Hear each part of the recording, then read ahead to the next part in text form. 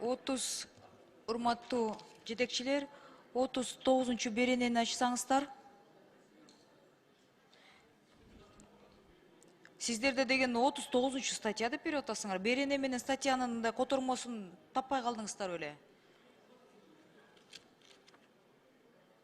У вас здесь 39 статья деп кыргызча кетип атат да? Техникалык редакционный моменттерди жакшылап карап коелачы. Анан 39 беренеде тейлөөчүлөрдүн алдындагы жоопкерчилик жокко чыгарып атасыңар да. Эмнеге?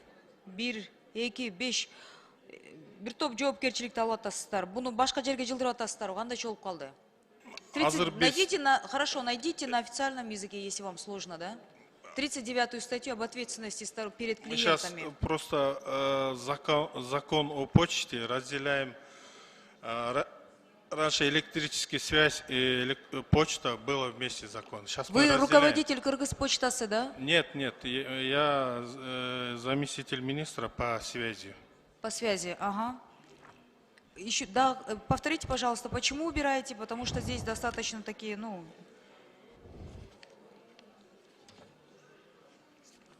Эльвира Жыргылбектин угулбады да? Мага улбай калды, эмнеге алып атасыздар депчи.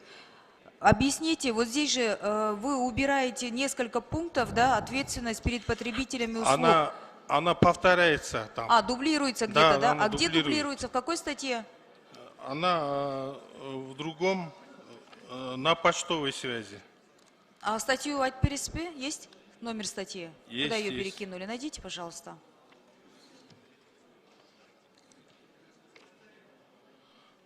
Я могу вам потом письменно, да, покажите. Да. И еще, вы планировали внедрить сервис курьеров, там, электронных заказных писем, чуть ли не на электромобилях доставлять, да? Вот помните, вот такие у вас амбиции были, да? Я имею в виду Кыргызпочтасы. Эмне болот атазыр? Можно ответить? Руководитель, да? Сиз через ким болосуз? Марат Черекчиев, Кыргызпочтан председатель правления. А как раз вот вы обещали в 23-м году внедрить электромобили, доставку электронных писем. В этом году с 23-го года вы обещали. Сейчас у нас 19 апреля. Что вы из своего обещанного выполнили? Значит, в рамках того, что мы утвердили по стратегии, по электромобилям, нами была подана заявка, грант на этот койка. В этом году миссия 2 раза приезжала по электромобилям, полностью замена автотранспорта Кыргызпочтасы на электромобили. 2 раза миссия приезжала, одобрила. Но у них по проекту получилось, что 24-26 год реализация. А зачем вы тогда обещали с 23-го года начать? Мы с койкой, то, что отрабатывали, мы же хотели, искали средства полностью посадить на электромобили. Ну, мой вам совет, прежде чем что-то обещать, надо иметь деньги в кармане для того, чтобы обещать. Потому что это официально вы, оказывается, сказали. Это первое. А по электронным заказным письмам как? По электронным заказным письмам мы инициировали законопроект, сейчас он находится на рассмотрении. То есть тоже пока еще не начали? Сам закон уже нами написан на обсуждении. В процессе внедрения, да? Да. Скажите, пожалуйста, какие реформы вы планируете, что у нас изменится в этом году? Кыргызпочтасы в 2023 году мы уже открыли, значит, в области электронной коммерции филиал в городе Таллин, Эстония, сейчас. Открыт совместно сортировочный центр с компанией Озон, ну, крупный маркетплейс уже. Осуществляется логистика для наших селлеров, то, что на Озоне маршрутом Бишкек и Российская Федерация. Сейчас также на стадии открытия у нас в городе Ош совместно с Алиэкспресс сортировочный центр. То есть для нас ситуация, ну, известные события вылились в какие-то плюсы, да, экономические, если называть вещи практически своими именами, да? Да. А с Wildberries что происходит? Wildberries сейчас работает с частными структурами, но то, что приходит через канал Кыргызпочтасы, мы делаем доставку. Но сейчас наш, из крупных партнеров это вот Алиэкспресс и Озон. То есть вообще по цифровизации, автоматизации вы работаете, планируете, но пока вот, ну, как бы конкретных шагов мы еще не можем озвучить, да? Мы можем вам, значит, утвержденную стратегию предоставить письменно. Там у нас вплоть до 2026 года пошагово Вообще расписано. по курьерской службе, куда мы Да, по идем, да? да, А да. можете вслух сказать, сейчас все-таки наши зрители смотрят, да, что ожидать от вас? Какие изменения? В городе Джалабад мы уже в пилотном режиме курьерскую службу открыли, как раз таки на этих мотоциклах. Кулюк Экспресс называется. И сейчас мы делаем, значит, пилотом Бишкек, Джалабад, Бишкек, Ош.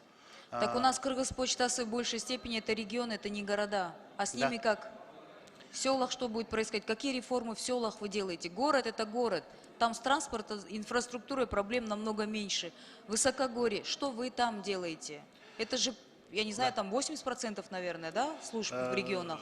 Аларга эмне жардам берип атасыңар? Алардын турмушун мына коллегам айтты, зарплаталары аз болуп атат. Алардын турмушун кантип жеңилдетип атасыңар? Эмне жардам берип атасыңар Бишкекте отуруп алып? Сиз туура айтасыз, то, что у нас и сама инфраструктура Кыргызпочтасы, более 80% наше отделение связи это труднодоступные и горные регионы. Для того, чтобы поднять заработную плату, мы сейчас пытаемся, значит, именно сделать загруженность наших филиалов, чтобы они работали как точки, вот, привязываем их к маркетплейсам, как пункты выдачи заказов, пункты приема заказов. Вот, допустим, вот мы начали говорить по маркетплейсам, мы сейчас делаем такую программу, чтобы наши, допустим, швейное производство, надомницы, они могли сдать в Кыргызпочтасы, и дальше Кыргызпочтасы до сортировочного центра и далее Эмеге Алпарсон до конечного потребителя по всем странам. Поэтому мы вот, на примере других почтовых организаций мы сейчас пытаемся привязать все наши отделения связи вокруг электронной коммерции. Это тяжело, но сейчас вот все силы туда мы бросаем. Молодцы, правильно, просто единственное пожелание, чтобы от реальности и нашей действительности сильно не различалось. Если 80% у нас регионы, электромобиль аланып атасыңар, а там, где вы их заряжать будете, инфраструктура-то не готова? Или вы только город... Джок, в рамках проекта, то, что мы защитили Койкага, там в наших почтовых отделениях связи мы предусматриваем поставить эти зарядные станции.